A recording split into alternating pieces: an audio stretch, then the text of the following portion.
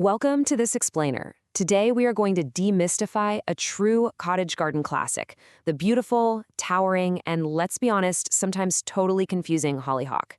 Fun fact, lore actually suggests their name dates back to the Crusades.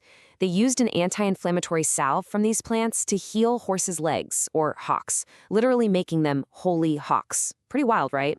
But today, we're going to focus strictly on how they grow, because if you've ever planted these beauties, you might have run into a bit of a mystery.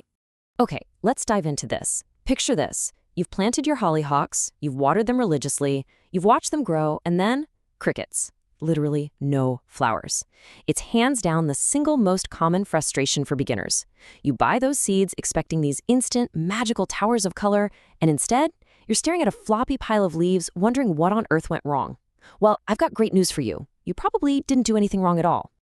So the crucial point here is wrapping our heads around the word biennial. You know annuals, right? They do their whole life cycle in one single season. And perennials come back year after year. But biennials, they're playing a 2-year game. During year 1, hollyhocks are putting in some incredible, invisible work. They're entirely focused on root growth, hoarding all those nutrients and energy underground. It isn't until year 2 that they finally unleash all that stored up energy to produce those magnificent flowers and seeds. Once you understand this, it totally reframes what we should expect in the garden. To make this crystal clear, here's our roadmap for today's explainer. We're looking at the biennial waiting game, planting and root care. Year 1, building foundations. Year 2, towering blooms. And finally, how the cycle continues. Let's trace this whole seed to spires journey. Starting with Section 1, the biennial waiting game. Patience really does pay off here. If you're an impatient gardener, this plant is definitely going to test you. But acknowledging that year 1 is all about quiet vegetative growth is your very first step to hollyhock success. There's usually a massive gap here. New gardeners totally expect to see those 8-foot vibrant floral spires rocketing out of the dirt by July. But the reality of that first season, it's what we call a rosette. It's basically just a low, kind of floppy cluster of big, fuzzy leaves sitting flat on the ground. I know, it doesn't look anything like the picture on the seed packet. But trust me, this vegetative state is exactly what a healthy first-year hollyhock is supposed to look like. I actually really love this quote from gardening expert Paige Foley. She says, establishing a hollyhock can be a waiting game. They won't produce blooms until their second year, so don't panic if you don't see blooms when you first establish them. So consider your concerns officially validated. Those fuzzy little leaves, perfectly normal. Just let them soak up the sun and do their thing. Let's move to Section 2 and see how this builds. Planting and root care, delicate beginnings. We know the timeline now, so how do we actually get these seeds into the dirt and set them up for success? You've got 2 main options here, direct sowing or transplanting. If you're going to direct sow, do it outdoors in early spring or in the fall. The big secret here? Just press the seeds lightly into the soil. Don't bury them deep, because sunlight actually helps them germinate. Now, if you want a head start and decide to start them indoors, do that about 6 to 8 weeks before your last frost. But listen, if you go the indoor route, you've got to be prepared for a super delicate transplanting process later on. And here is exactly why. Please take this warning seriously. Hollyhocks develop this long, incredibly fragile taproot right from the get-go, and they absolutely despise having their roots disturbed. If you're moving a seedling from an indoor pot out to your garden bed, you've got to treat that root ball like it's made of spun glass. Dig a hole just slightly wider than the roots and minimize any disturbance.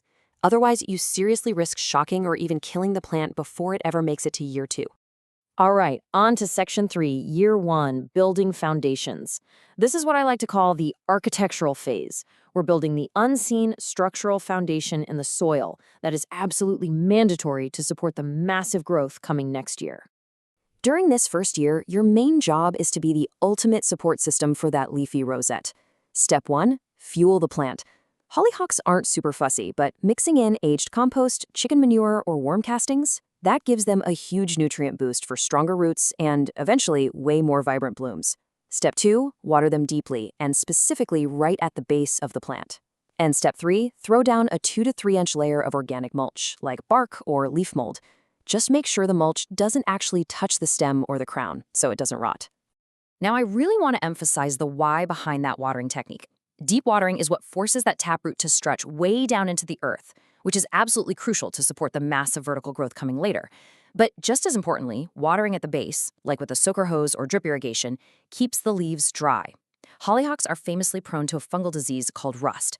It causes these really ugly orange and brown pustules on the leaves. Fungal spores love wet, humid environments, so splashing water all over the leaves is basically rolling out the red carpet for rust. 8 feet. That is the maximum height these classic varieties can hit on a single stem. And this brilliantly illustrates exactly why we care so much about roots and compost, right? Just imagine the physics of an 8-foot floral spire swaying in a heavy summer breeze.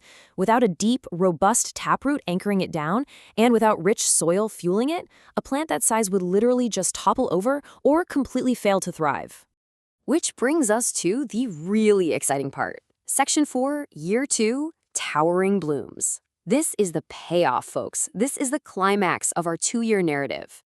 In their second summer, hollyhocks produce these massive, showy flowers that bloom all the way from the bottom of the stalk up to the top. And the color variety is just unreal. We're talking romantic pinks, striking reds, creamy whites, cheerful yellows. But check this out. You've also got deep purples and near blacks, like the famous Nigra variety. Its dark burgundy petals look absolutely stunning. Whatever colors you go with, prepare for a ton of activity in your yard, because hummingbirds, butterflies, and bees absolutely lose their minds over these blooms. But hey, your work isn't quite done yet. Year 2 has its own little maintenance checklist. Because these plants get so incredibly top-heavy with all those massive flowers, you really need to stake them early in the season to protect them from the wind. Next up, you can actually extend the blooming season by deadheading, just pinching off the faded blooms. It tricks the plant into producing more flowers instead of immediately setting seed. And finally, keep an eye on those lower leaves for rust. If you spot any infected, spotted leaves, pluck them off and destroy them right away to stop the fungus in its tracks. Moving right along to our final section, Section 5, the cycle continues, immortality. I love this part because the hollyhock has a brilliant evolutionary trick up its sleeve. Now, what's really interesting about this timeline is how this plant essentially tricks us into thinking it lives forever as a perennial, even though the individual plant dies after year 2. The self-seeding loop is fascinating. You've got the year 1 leafy rosette, then the year 2 summer blooms. In the fall of year 2, the original plant dies back, but those flowers turn into seed pods. A single plant can drop literally thousands of seeds right into the soil around it. Then, boom, in year 3 spring, when conditions are right, those seeds experience prolific germination, kicking off a whole new generation of rosettes. It's an endless, beautiful cycle. But what if you want to control where they pop up or maybe share some with a friend? Harvesting seeds is super easy. First, just wait for the seed pods on the stalk to completely dry out and turn dark brown or black. Then, pop the seed heads off by hand. They'll come away super easily. Spread those flat, blackish seeds out on a paper towel to make sure they are 100% dry, which keeps them from molding. And finally, just store them in a cool, dry paper bag until you're ready to plant them next spring.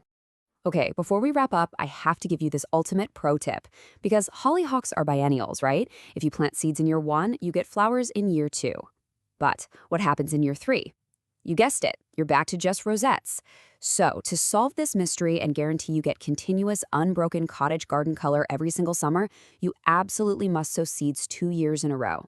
Do that, and you'll have overlapping generations. One year's plants will be showing off their blooms, while the next year's plants are quietly growing their roots. So there you have it, the secret life cycle of the cottage garden supermodel.